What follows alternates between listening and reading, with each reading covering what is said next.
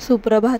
नमस्कार मैत्रिणींनो. स्टार प्रवाह मालिका मुरंबाच्या आजच्या भागामध्ये आजी आता शशिकांतकडे येऊन म्हणतात की शशी, मला तर असं वाटतं अक्षयला रेवा आणि रमा दोघीही आता शोभत नाही. आपण तिसरीचा विचार करूयात का? त्यावर शशिकांत म्हणतो की काय तू हे काय म्हणतेस? आधीच अक्षयला इतका मनस्ताप होतो ह्या दोघींना हँडल करायला, त्यात तिसरी कुठे अजून? नाही आहे, असं काय करू नको, आहे तेच राहू दे. मग आता आजी म्हणतात की अरे पण मला तर ती रमा आवडत नाही आणि रेवाचं वागणं मला पटत नाही आहे, मग करणार काय? आणि एकतर मी उद्या पूजा ठेवली आहे. तर मग शशिकांत म्हणतो कशाला हे पूजा वगैरे, मला पटत नाही आई हे. इकडे आता रेवा त्या दोघांचंही बोलणं ऐकत असते आणि रेवाला खूप राग येत असतो आजीचा, कारण आजीने रेवाबद्दलसुद्धा वाईट बोललेलं असतं. तर पुढे आता आजी म्हणतात की उद्या पूजा आहे, तू जरा चांगलं वागून दाखव. देखावा करायला पैसे लागत नाही शशी, पण आता मी घरात तर त्यांना घेतलं आहे, पण माझ्या डोक्यात वेगळाच प्लॅन चालला आहे. मी त्यांना चांगल्या मनाने ॲक्सेप्ट केलेलं नाही आहे, पण जर तू माझ्याशी साथ देणार असशील तरच ह्या गोष्टी घडू शकतात. मग शशिकांत म्हणतो की ठीक आहे ना, काय करायचं, उद्या देखावाच करायचा आहे ना, मग मी दाखवतो उद्या त्यांना देखावा. आणि मनातल्या मनात म्हणतो की त्या रमालाही दाखवतो मी काय चीज आहे ते. त्यानंतर इकडे रमा आणि अक्षयला झोप येत नसते, त्यांना त्यांच्या चाळीतलं जगणं आठवत असतं. इथे मच्छर नाही आहेत, इथे शांतता आहे, इथे बडबड करायला कोणी नाही आहे, इथे भांडणं नाही आहेत, असं रमा अक्षयला म्हणत असते. तर अक्षय म्हणत असतो की कुठे गेली माझी गादी, कुठे गेला माझा तो रूम जिथे खूप कलबल असायची, किलबिल असायची आणि आपण खूप थकलेलो असायचो. आपल्या कष्टाची झोप, इतक्या मोठ्या आवाजामध्ये सुद्धा आपण शांत झोपायचो. ते दोघेही खूप मिस करत आहे त्यांचं चाळीतलं जगणं. त्यानंतर इकडे जान्हवी म्हणत असते आनंदला की मला ना काहीतरी डाऊट येतोय, काहीतरी गडबड आहे. मग म्हणते की मला असं वाटतं अक्षय काल कसं बोलला की रमाची दगदग होईल, तिला झोपू द्यात, म्हणजे रमा प्रेग्नेंट आहे. आता आनंद भाऊजी म्हणतात की नाही गं, अक्षय मला सगळी गोष्ट शेअर करतो, मग तो हे सांगितलंच असतं ना त्याने, असं काही नाही आहे, काहीही बोलू नकोस जान्हवी. मग जान्हवी म्हणते की आपण ना ही गोष्ट आईंना सांगूया, म्हणजे आई रमाकडे जातील आणि तिला असं बोलतील की तू प्रेग्नेंट आहेस ना, मग घरामध्ये खूप मजा येईल. तर आनंद म्हणतो की असं काही नाही आहे, आपण अगोदर खात्री करूया जान्हवी, ह्या घरातले लोक अक्षय आणि रमाला चांगलं बघवत नाही आणि मग घरात हाहाकारच माजवेल रमाची गुड न्यूज ऐकून. आपण अगोदर दोघं खात्री करूयात. तर मग जान्हवी म्हणते की ते कसं? आनंद म्हणतो मी सांगतो ना तुला माझ्या मनात काय चाललं आहे ते. आणि मग आनंद तिला प्लॅन सांगतो. पुढे आता आजी फुलं घेऊन बसलेल्या असतात. तर अक्षय रमा म्हणतात की हे काय चाललं आहे आजी? अक्षय म्हणतो की आजी आज पूजा ठेवली आहे का तू? तर आजी म्हणतात की हो, खूप वर्षानंतर मी तुम्हाला ॲक्सेप्ट केलं आहे, तुम्ही इतक्या आनंदाने घरामध्ये आलात, मग त्याचं काहीतरी स्वागत म्हणून मी पूजा ठेवली आहे. तितक्यातच तिथे जान्हवी येते. मग जान्हवीला पाहून आजी म्हणतात की आजी आज जान्हवी पूजा आहे आणि घरातली तू मोठी सून आहेस, तू सर्व काही मॅनेज करायचं आणि मेन म्हणजे त्या रेवाला अक्षयपासून लांब ठेवायचं, हे तूच करू शकतेस. कारण की ऑलरेडी अक्षयचा खूप मनस्ताप झाला आहे रेवाला पाहून आणि अक्षय रमा घरात आले म्हटल्यावर ती रेवा कोणत्या क्षणात ह्या घरामध्ये येऊ शकते. तर तू तेवढीच काळजी करायची की पूजा व्यवस्थित पार पडायला पाहिजे आणि अक्षयसमोर रेवा नाही यायला पाहिजे. तर मग तू तयारीला लाग. मग जान्हवीही म्हणते की हो आजी, मी हे करू शकते, असंही मी या घरातली मोठी सून आहे ना, मला हे हँडल करावंच लागणार आहे.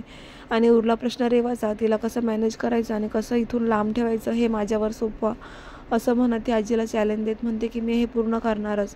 आणि मग जान्हवी खूप खुश होते, कारण आजी तिचं कौतुक करत म्हणतात की खरंच तू या घरातली मोठी सून आहे आणि माझी आवडती, तू माझी आवडती सून आहेस, मग तू माझं का नाही ऐकणार? चल तर मग कामाला लाग. मग आता पूजेची तयारी करतात. तर पुढे आता रमा तिच्या रूममध्ये असते आणि तिला खूप काळजी वाटत असते की आजीने मला ॲक्सेप्ट केले, मला आजींशी बोलायचं होतं, पण आजी पूजा असल्यामुळे तिला म्हणतात की आपण नंतर बोलूयात. तर मग तिथे अक्षय असतो. अक्षय म्हणतो की अगं पूजेची तयारी कर लवकर. मग त्याला आठवतं की रमाचं मंगळसूत्रच नाही आहे. तो म्हणतो की मला सोनाराची चिठ्ठी दे, मी सोनाराकडे जाऊन तुझं मंगळसूत्र घेऊन येतो, आज पूजा आहे आणि त्याची तुला गरज आहे.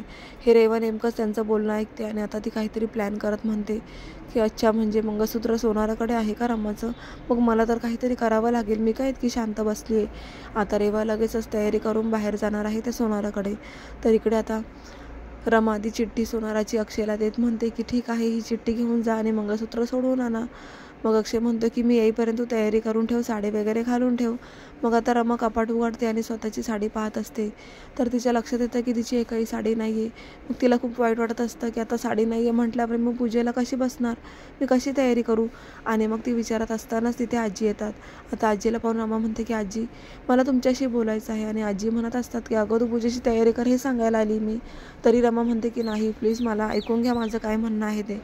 मग रमा म्हणते की तुम्ही मला इतक्या वर्षानंतर स्वीकारलंय, मला खरंच खूप आनंद होतो आजी. आणि मग तिला आजीचे आशीर्वाद हवे असतात. ती आजीचा हात मिळवतच आजीची माफी मागते आणि म्हणते की माझ्याकडून खूप चुका झाल्या असतीलही, खरंच मला माफ करून तुम्ही ह्या घरामध्ये आणलं, मी आता चांगलं वागणार. तरी आजी म्हणतात की अगं रमा, तुला कोणाच्या आशीर्वादाची का गरज पडते? तू मुकदमांची सून आहे, कोणाच्या आशीर्वादाची उपकार नको ठेवूस. आणि मेन म्हणजे मी तुला पूर्णपणे स्वीकारलं नाही आहे, ही तर फक्त सुरुवात आहे. तुला अजून खूप परीक्षा द्यायची आहे आणि त्या परीक्षेमध्ये तुला पास होऊन दाखवायचं आहे, त्यानंतरच मी तुला पूर्णपणे स्वीकारेल आणि हे माझं चॅलेंज समज. मग आता आजीचं असं बोलणं ऐकून रमा खूप इमोशनल होते. ती पुन्हा विचार करू लागते की म्हणजे अजूनही आजीने मला स्वीकारलं नाही आहे, अजूनही मला परीक्षा द्यायच्याच आहेत असं म्हणून आजी तिला चॅलेंज करत निघून जातात. तर रमा बिचारी इथे खूप भावूक होते आणि ती पुन्हा एकदा विचार करत असते की ह्या घरामध्ये मला परीक्षाच द्याव्या लागणार आहेत आयुष्यभर, अजूनही आजी मला स्वीकारत नाही आहे, मग हे सर्व कशासाठी असं म्हणून स्वतःलाच ती दोष देत असते. तर रेवाने आता तयारी केलेली आहे, ती चालली आहे सोनाराकडे. आता तिचं असं अचानकपणे तयारी करून जाणं जान्हवीने पाहिलेलं असतं. जान्हवी आता तिच्यावर वॉच ठेवून असते. जान्हवी विचार करते की इतक्या सकाळी ही रेवा कुठे निघाली, हिचं काय काम आहे बाहेर. मग आता रेवाच्या पाठोपाठ जान्हवी ही तिचा पाठलाग करणार आहे, कारण आजीने तिच्या जबाबदारी सोपवली आहे, ते काम ती पूर्ण करत आहे. तर इकडे अक्षय सोनाराची चिठ्ठी घेऊन निघाला आहे सोनाराकडे जायला. मग आता रेवाच्याच पाठोपाठ अक्षयसुद्धा बाहेर गेलेला आहे आणि जान्हवी त्या दोघांनाही वॉच करणार आहे. तर पुढे आता रेवा पोहोचली आहे सोनाराच्या दुकानात. ती सोनाराला म्हणते की अहो, मी मुकदमांच्या घरातूनच आलेली आहे, मला मंगळसूत्र दाखवा. मग आता ते सोनार म्हणतात की तुम्हाला जे मंगळसूत्र हवं आहे ते तर गहाण ठेवलेलं आहे मुकदमांच्या सुनेने, ते मी तुम्हाला नाही देऊ शकत. मग रेवा म्हणते की अहो, मी त्यांच्याच परिवाराचा एक भाग आहे. मग आता रेवाच्या फोनमध्ये रमाबरोबरचा फोटो असतो. ती त्या सोनाराला म्हणते की अहो, असं नका समजू मी वेगळी आहे, मी त्यांच्याच घरातली आहे, हवं तर तुम्हाला प्रूफ दाखवते. मग आता सोनाराला रेवा ती प्रूफ दाखवते, रमाबरोबरचा फोटो. मग आता त्या सोनाराला खात्री पडते. तो सोनार चिठ्ठी न घेताच रेवाला म्हणतो की अच्छा, म्हणजे ह्या फोटोमधली जी बाई आहे ती मुकदमांची सून आहे ना, तुमच्याकडे फोटो आहे म्हटल्यावर तुमची चांगलीच ओळख आहे त्यांच्याशी, मग मला मंगळसूत्र द्यायला काहीच हरकत नाही आहे असं म्हणून तो सोनार आता ते मंगळसूत्र रेवाला देतो आणि रेवा तिथून निघून जाते. तर इकडे रमा साडी नाही आहे म्हटल्यावर तिच्या माहेरी फोन करून साडी मागवते. तिच्या आईला ती सांगते की आज पूजा आहे, मला आजीने ॲक्सेप्ट केलं आहे आणि मी माप ओलांडून घरामध्ये आहे, मला खूप आनंद झाला आहे गाई. इकडे मात्र रमाच्या आईची तब्येत काही ठीक नाही आहे, त्यांचं बोलणं खूपच असं आवाज बदलल्यासारखं वाटत असतं आणि ते रमाला कळतंसुद्धा. तर इकडे आता रमाला त्या म्हणतात की तू साडी घ्यायला येऊ नकोस, मी मंगलला नाही तर यांना पाठवते. आता फोन ठेवल्याबरोबरच रमाला डाऊट येतो की आईला बरं नाही, आईचा आवाज असा का येत होता आणि तिला काळजी वाटू लागते. पण पूजा असल्यामुळे ती म्हणते की हा विषय मी नंतरच पाहते.